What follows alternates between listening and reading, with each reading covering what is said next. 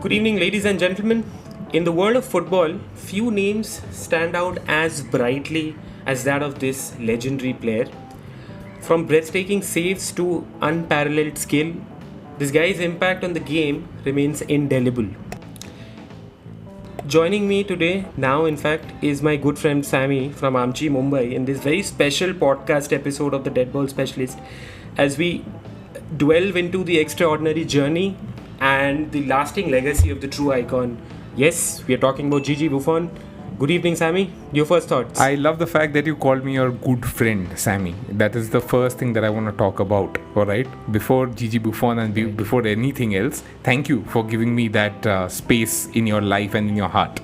But Saurav, Always I think a legend has retired from the game. Like you correctly said, there have been very few people probably in the world of football who would measure up to this man.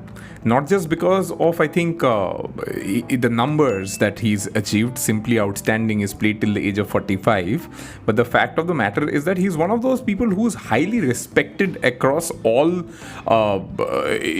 stratas of football, be it management, be it players, be it elder players, be it younger players, be it retired players. He's one of those guys who is so well received, and every time you take the name Gigi Buffon, it just puts a smile on everybody's face. Before we get into what this man is all about, there's a little bit of a story that I would want to share with you. I don't know if you know or not. Since I'm your good friend, you should know. The fact of the matter is that when I was in school, I used to play in the goalkeeper position, all right, and I basically had two people who I would look up to at that point of time. Not saying that I have reached any heights in goalkeeping at all, but it's just that I'm sure that millions of kids like me were inspired by this man. So the two people I always looked up to, one was Oliver Kahn and the other one was Gigi Buffon. And in school, I remember every time I would have a clean sheet, one of those games where I would be bombarded with shots, but we'd come out of that game without conceding. People would say, the Buffon is coming back, This is what Gigi Buffon is to, I think, a lot of people. He is the personification of the word perfect goalkeeping. That's what he is. And today, he's said goodbye. He's hung up his boots. He's, of course, going to be there in the world of football, I'm sure, in a lot of capacities. But the fact of the matter is that the player, Gigi Buffon, we've seen him one last time. It makes me a little emotional, though. Yeah, you know what? On that note, I just wanted to share this anecdote about who Gigi Buffon is as a player, right? So I was reading this very crazy story about Gigi Buffon. It says that back in when Gigi Buffon was just about 16 or 17, when he had just joined Parma, and at that point of time, the then coach, they had a very interesting game coming up against AC Milan. And this is 95, so at that point of time, imagine the star-studded lineup AC Milan had, right? They had Maldini, they had George Weah. So the coach, this gentleman, what he used to do is he said that he always wanted to get a sort of hang of how that player is feeling. Mentally there's also need to be that presence, right? Right. So what he used to do is he essentially used to go across the players' rooms and everything. So, and he was just passing by Gigi Buffon's room when he saw Gigi Buffon had put on at that point of time we used to use, I believe, a Walkman. And he asked Gigi Buffon, hey, buddy, I'm thinking of playing you in the goal tomorrow. How are you feeling? So Gigi Buffon very nonchalantly takes his microphone off and he says, Mister, why are you messing with me? So this is what Gigi Buffon was, right? Like, he was 17 years old. Right. Something we can't even fathom to do. I mean, at 17, you're playing against AC Milan, that too a squad of that time, which was fierce, right? Right. And yet this guy, I mean, he was just fine. He was cool. He was cool as a cucumber. However, he was a fierce leader. I remember seeing, he's 45 years old right now, I believe. Yeah, he's right? retiring at 45. That's correct. Yes. Exactly, and I believe for the longest time after my parents, maybe it is just Gigi Buffon. I have seen him through the years till date, right? I'm 34 now. So and you called me your good friend, and you're saying that you've seen Gigi Buffon grow up and not me, is it? No, I'm saying all of us have grown up. It's just that Have we? I've grown up The watching question is, Gigi have Buffon. we sort of, have we grown up? That's the question, man. I don't think so. That's a separate podcast, I believe. Right? Something to do with spirituality. But no, I totally get your point. And, there's the fact that this man, he's played through very bad times as well. If you remember, Juventus were going through somewhat of a crisis, and at that point of time, a lot of people expected the big players to leave. Gigi Buffon did stand up and say that no, I'm not going to leave because I've been with the club in their good times, so it is my responsibility to be with them in the bad times as well. And while Juventus were relegated because of the whole match fixing scandal that had broken out, he still stayed with the club. He ensured that he brought the club back into Serie A, and just speaks volumes about the man that he is, the character that he is. Yeah, let's put some numbers into the context, Sammy. So I've just opened up my browser. I'm looking. This guy had a youth career spanning since 1991 to 1995 in Parma. And since then, he has amassed over 780 appearances in senior club football. He's got about 170 appearances for Italy alone in the international career, and he's one of the only few players to have played more than 1,000 games. Yeah, 1100. That's That is, I believe it's 1100 plus games that he's played, right? This is, these numbers make you just freeze in time, sort of. I mean, this is insane. This guy has been around since when? Since 95, and this is what, 2023? So 29 years of football. And to make your body go through all that ordeal, it's insane. And so hats off still to, be at the top of your game. Let's not forget that. Yeah, it's that not just that and be he's consistent played, too. The long game, the longevity game. He's done it really well because he's one of those goalkeepers who you would still probably, as a striker, let's say even an Mbappe, who's according to me the number one striker in the world right now, under 30 years of age, I think even he would think twice to face a Gigi Buffon of 45. That is the kind of reputation that this man has made for himself. Sammy, incidentally, I remember the Champions League. I believe it was the group stage, right, in which where we beat PSG 3-2. Yes. 3-0 actually. 3-0 actually at PSG itself. It was 3-0. It was 3-0 in Paris and 3-2 on aggregate, if I'm not mistaken. Yeah. Because they had won 2-0 at Old Trafford, so we had to win, and we scored 3 goals. And I remember Rashford taking the penalty. Yeah. And I was just so nervous. I can't explain it to you. And especially seeing Gigi Buffon right there, and I was just wondering, what? I cannot think of a lot of goalkeepers in international football who can pull this off, but this is a guy who can literally stop us from getting into the next stage. But the rest is history, though. Yeah, that you are probably not the only one who was thinking like that at that point of time. Just the kind of presence that Gigi Buffon had over the years, just a Gigi Buffon standing in front of the goal and it's a penalty. The player who's going up, who's actually stepping up to take the penalty, is also going through the same thing in his head, because that is just what Gigi Buffon is. You just never know when this man is going to pull a rabbit out of the hat at any point of time. He's expecting himself actually to save everything that's coming his way. That is the kind of standards that he had set for himself during his playing days. And the best part is that he's retiring at 45, like you said, but even till his last day, those are the kind of standards that he's got for himself. For sure. What I am seeing is, Sammy, that he was nominated for the 2012 FIFA Ballon d'Or. That's a huge mark of respect. That's a huge sign of it's a huge achievement. How the footballing community also sees how Gigi Buffon is, right? So undoubtedly, I agree with everything about what you said. It is going to be, I for sure believe, we are actually getting to see the end of times. There's no Gigi Buffon.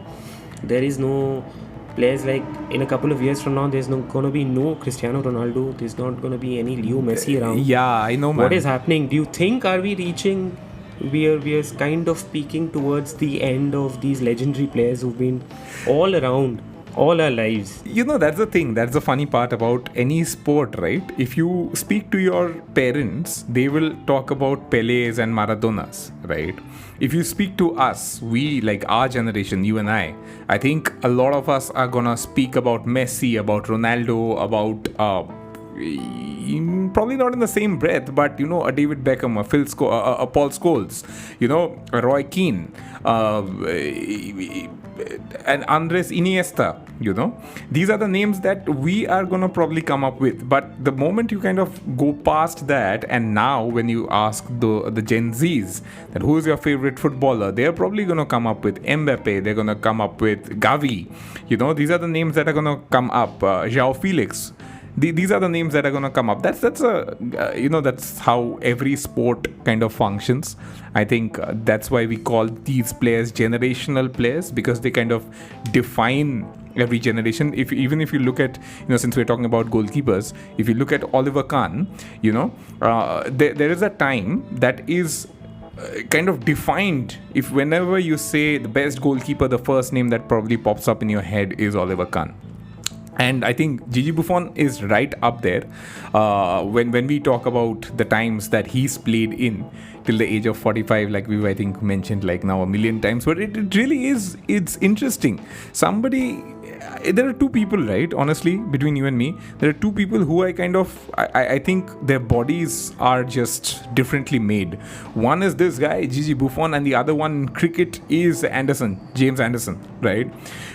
40 plus does not look at all, even for a single moment, that they are beyond playing age as defined by, I think, most people around. It's just I don't know, it's beyond words for me. But yeah, the man is now retired, and sort of one thing that I wanted to kind of tell you, I'm not sure if you've seen it or not. There's a video of Gigi Buffon talking about that Ronaldo bicycle kick, right? First is that you see it in his face the moment the ball goes in. I know the whole world is looking, when you look at the video also, the whole world is looking at Ronaldo. But me, again, the goalkeeper instincts in me kind of, stayed alive. And I looked at Gigi Buffon, and you could see the admiration in his eyes, He knew that at that point of time, it's been what he saw or what he was part of at that point of time was something out of this world, something that doesn't happen every day, right? And the good part is that I think after the game, he met up with Cristiano Ronaldo when they were walking off the ground, and Gigi Buffon again talks what he did, talks a lot about the kind of character that he is. He knows he's well and truly beaten at that point of time. He knows that he's conceded that goal, which is probably one of the best goals ever scored in the history of football. And he goes up to Cristiano Ronaldo and says, "How old are you again?" Yeah, and Ronaldo laughs and says, "I'm 33. And they share that moment because this guy is, of course, well over 40 at that point of time. He's nearing 40 at that point of time. Or is he over 40? I think there's a couple of years back, so he's plus 40 plus. And, they laugh at each other, and he puts a pat on Ronaldo's back, and he says that, "Well done." And he leaves, right? I know a lot of goalkeepers in today's world who would probably have beef that, he scored an amazing goal, but whatever, he beat me. But it's important to know when you're beaten, I think. And when you're beaten by something that is so out of this world, that probably happens once in, I don't know, in how many years. I have never seen, honestly, Bale's goal was also there that same season in the Champions League finals. But something like that, I think, happens very rarely. And to be beaten like that and to actually own up and go and tell your opponent, "Hey, well done," very, very well done. I think that again speaks a lot about this man. Yeah, incidentally, I just wanted to read out a little excerpt from the ex-Sunderland goalkeeper David Priest on Buffon. Yeah. The thing is, we can talk about a lot about Buffon, but then again, how he's perceived by his compatriots, And he says, technically, with feet, you wouldn't say he looks a natural. He's not a keeper like Ter Stegen, Claudio Bravo or Manuel Neuer, but his positioning is perfect. He's very deep, he never strays from his line. That gives him an extra split second to see the ball, judge the fight and move his feet. And more often than not, he catches the ball. The other thing that stands out is his shape when diving. It's almost faultless. His arms and legs and bodies are all in sync. Everything is solid. And he calls him the greatest goalkeeper in the world. One of the 4 or 5 that will always live in the memory of world football. So that's speaking a lot about someone, right? Someone whose career is amassed over 3 decades. And I also believe, in 2008, 2009, Sammy, so Gigi Buffon went through a spate of injuries. Yeah. And at that point of time, it was touted that it is going to be the end of Gigi Buffon as we know it, is because, for goalkeepers, you might not be involved consistently with the football, but you need to still have the presence of mind. That is of paramount importance. I right? agree. Yes. And so Buffon had to actually change and adapt his style of football. We are talking about 2010, so it is about 13 years back. And 13 years back, he would have been probably had still about 16-17 years in his tank as a footballer. So that also, 17 years into playing in a single style, and then you have to change it, you have to adapt your style because not of the team, because of the injuries that you have, and still to be at the top of your game. That speaks so much about this player, this person as a player itself, right? And I think to our listeners, I think one of the things that me and Saurav immediately connected on is that the moment we heard that Gigi Buffon had retired, we said that, hey, you know what? We should do an episode. We can talk about so many things. We can have his numbers, etc., etc. But when we talk about Gigi Buffon on this episode, I think it's just about what you and I have kind of grown up with. What we have felt every time we've seen this man. He numbers are there. Everybody can just go to Google, to Wikipedia, check out the numbers, and the numbers are amazing. It's beyond comprehension to an extent. But this man has kind of shaped why we fell in love with this game, why we kind of stayed up at night to watch these duels that he had with the best players in the world, be it a Messi, be it a Ronaldo, be it I don't know, Rashford. You would stay up at night to watch that game. Why? Because at some level it was Messi versus Gigi Buffon. At some level it was Rashford versus Gigi Buffon. He's that character, in world football. And for him to say goodbye is probably an emotional moment, I think, for all of us. I'm not going to cry, but you know how it is. I have a quiz for you, okay? And let's see how well you know Gigi Buffon, okay? Right. Well, shoot. Yeah, shoot. All right. So the first question is, how many times has Leo Messi scored against Gigi Buffon? Stop Googling. Okay, you have to give me options. Come on. Okay. Option 1 is 1, option 2 is 2, option 3 is 3, and option 4 is 4. 4. 4 times? 4 times. I have a feeling it's gonna be a hard 3 or a soft 4, but I'm gonna go with a 4. So okay. 4. You know what? Let's see. How many times has Messi scored against Buffon? Let's see.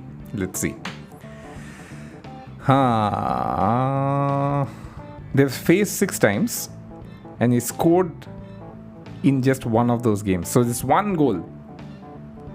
Option 1 is the right answer. All credit to Gigi Buffon. I think ये काफी अच्छा promo हो रहा है just for Gigi Buffon, guys. To all ISL teams, Gigi Buffon is available. I think he can at least come on a coaching role. So Correct. Please look out for him. I agree. If Messi can't score in 5 games against him, so has to be something about the keeper, right? I agree, man. Absolutely. How many times do you think Ronaldo has scored? Let's see.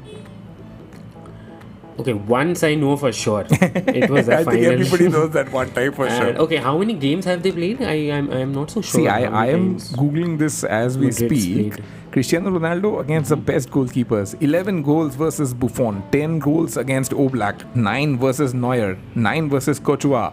7 versus Dahia. 5 goals versus Lloris. So 11 times he scored against Gigi Buffon. Oh, Sar. Wow. Wow. Yeah, I mean, again, it's Cristiano Ronaldo and.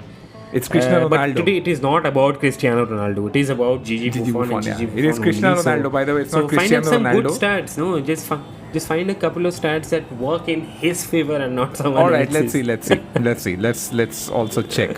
Actually, I do have one for you. I just wanted to let you and our listeners know about the number of honors this guy has won. Okay, it is a whole Wikipedia page by itself. I mean, I'm kidding you not. He's won the Scudetta with Juventus in 2001, 2, 2, 3, 11, 12, 12, 13, 13, 14, 14, 15, 16, 17, 18, 19 and 20.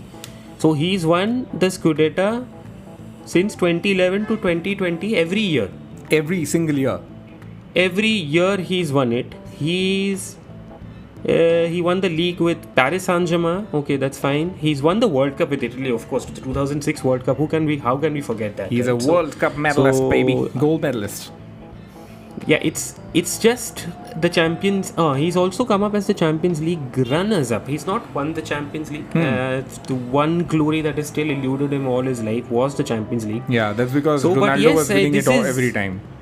And that one Yeah, season but that he these- left Juventus. Yeah, but these stats and the number of records are insane. It's a whole Wikipedia page that I've just scrolled up and down and up and down. That's all. So you were talking about So- something that is in favor of Gigi Buffon, right? I just looked this up. Yeah. It says Gianluigi Buffon of Italy has the most clean sheets. He has over 501 clean sheets throughout his career. 501 clean sheets, man. Can you beat that? It's okay. So even getting to play one game at a national level or even for a club level in itself is huge. Imagine to have 501 clean sheets and to play about 1,000 odd games. 1100 in plus over games. 30 Yeah, years. 1100 plus games. 1100 plus so games. If you look at it, it's like nearly 50% of the games that he's played, he's kept clean sheets. This guy is like the Bram Stoker's Dracula, he doesn't age. He I looks agree. dashing as ever. Yeah. And I believe and if you look at him, he's still just so strongly built. He's a leader on the pitch and I'm just gonna miss him a lot. Sammy, I actually remember me having this, if you remember back in our, back in the days in school, if we had those cards for players, we had of cards course. for cricketers and footballs, and I remember having one for Gigi Buffon. I do not know where I've kept them. Of course, I've lost them over the years, but I used to really treasure it a lot, and I used to use it as a trump card. When it comes to his footballing abilities, I used to just trump it and lord it over other people. So yeah. There you go, another jog down the memory lane. Yeah, man. Ladies and gentlemen, I think this is where we stop man crushing. Both of us stop man crushing over Gigi Buffon. A man who's played more than 1100 games, retires at the age of 45, and just now we looked up. He's got more than 501 clean sheets, which is approximately 50%, a little less than 50% of the games that he's played. People have not been able to score against him. Gigi Buffon, if you're hearing this, we want to tell you that. By the way, Saurav, I have a surprise for you. Yeah, go ahead. Yeah? I'm going to patch Gigi Buffon through and let's have a chat with him. What do you say? You want to patch Gigi Buffon through? Are you getting scammed over the internet and not telling our viewers? No, I'm doing that. Like I can connect him on a call right now and we can have a chat with him. Yeah, sure, do it. Yeah, let's do it. At this point of time, I'm game. All right. Yeah, man. I wish that was true and I could do that. Unfortunately, I can't. Yeah. Bad luck. But having said that, like I said, we have man crushed over this man. What a guy. Not just a footballer, not just as a goalkeeper, but I think as a character. Amazing. He's inspired so many of us. Gigi Buffon, we just want to say thank you very much for giving us the football that you gave us. Yes, and I do not know. I cannot think of anything else. It's just like Sammy has very nicely encapsulated how we feel about Gigi Buffon.